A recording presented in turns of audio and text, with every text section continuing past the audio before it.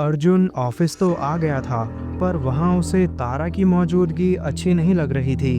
वो शांत था, पर तारा बार बार उसे बुरा महसूस कराने के लिए बहुत कुछ बोल रही थी।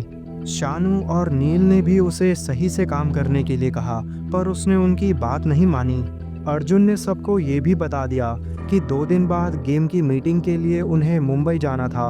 वो सब उसकी बात सुनकर काफ़ी खुश थे। लेकिन अर्जुन, वहाँ कौन कौन लोग आ रहे हैं? मैंने सुना है कि ऐसी मीटिंग्स में बड़ी बड़ी कंपनीज के लोग सामने से इन्वेस्ट करने के लिए आते हैं। शानू ने सवाल करते हुए कहा। सही कहा, इस बार त्यागी इंडस्ट्रीज और तिवारी ग्रुप के साथ ब्लैक एक्स के लोग भी होंगे। अर्जुन ने कहा, ये तो बढ़िया है।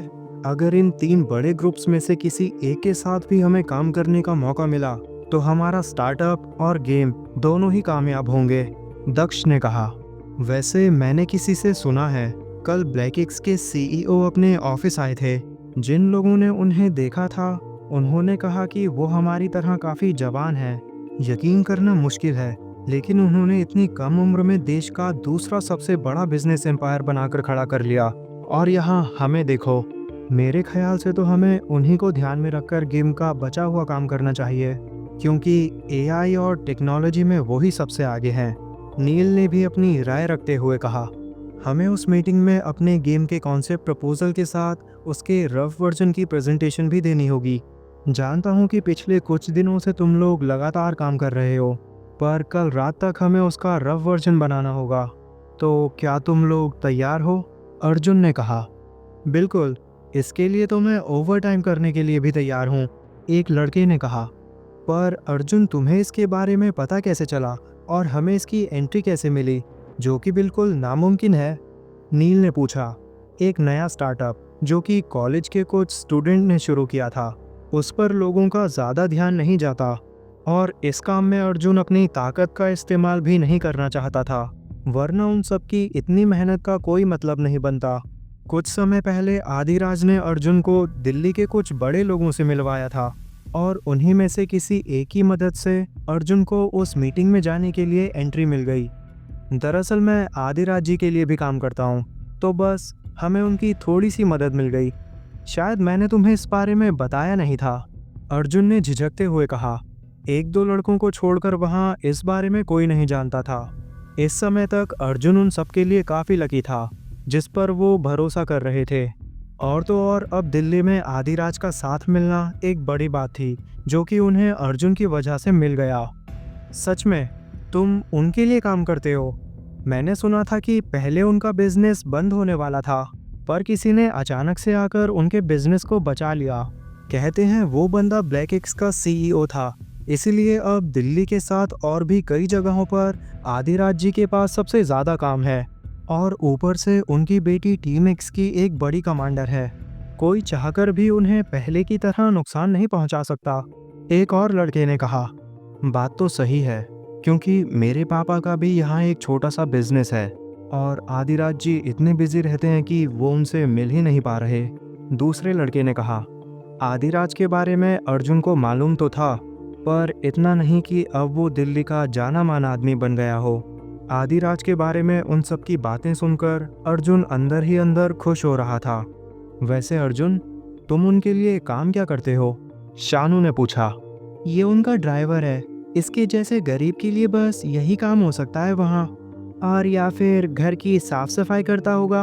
अर्जुन के जवाब देने से पहले ही दूसरी तरफ नित्या के साथ खड़ी तारा बोल पड़ी।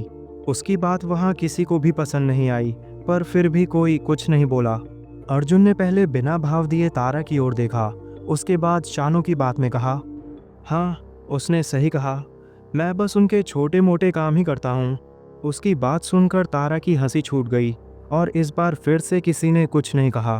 क्या यार तारा, तो उसके पीछे क्यों पड़ी है? नित्या ने धीरे से पूछा। मुझे लगता है कि ये भिखारी इस सब के लायक नहीं है। देख जरा, अपने आप को ऐसे रखता है जैसे कितना बड़ा अमीर हो। तारा ने गुस्से और चिढ़ में अर्जुन की ओर देखते हुए कहा। उसके बारे में थोड़ा तो सही से बोल, उसने तेरी मदद की थी। और पता है, मुझे कभी कभी ऐसा लगता है कि अर्जुन जैसा दिखता है वैसा है नहीं, नित्या ने कहा। सब लड़के अर्जुन को अपने अपने किए जाने वाले काम के बारे में बता रहे थे। और अर्जुन फाइल में कुछ चीज़ें लिख रहा था। तभी उसका फ़ोन बजा। उसने देखा कि गौतम उसे कॉल कर रहा था।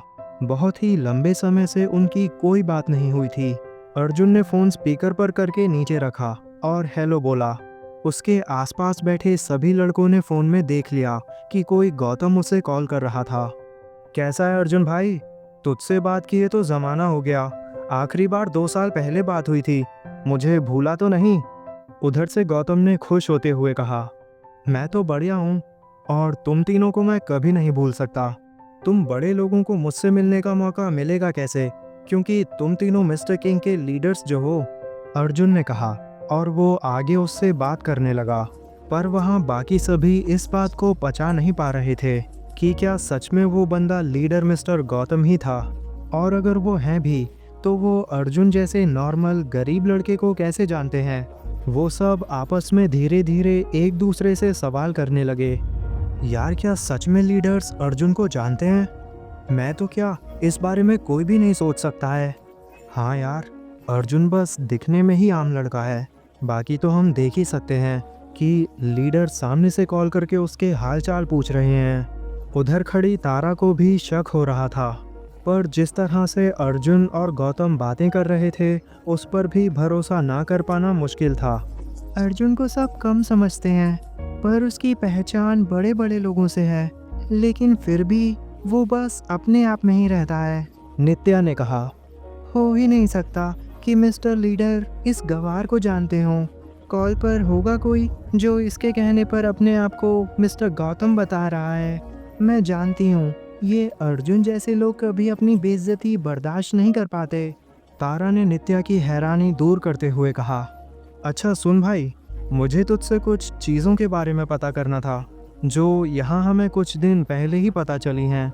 उधर से गौतम ने कहा, माफ़ करना सर, पर क्या आप सच में टीम एक्स के लीडर मिस्टर गौतम हो? क्योंकि यहाँ मेरे साथ किसी को भी यकीन नहीं हो रहा कि आप हमारे जनरल मैनेजर के दोस्त हो। अर्जुन के बोलने से पहले ही मीटिंग एरिया के बाहर खड़े एक लड़के ने तेज़ आवाज़ में कहा। उसकी बात सुनकर गौतम वहाँ हंसने लगा।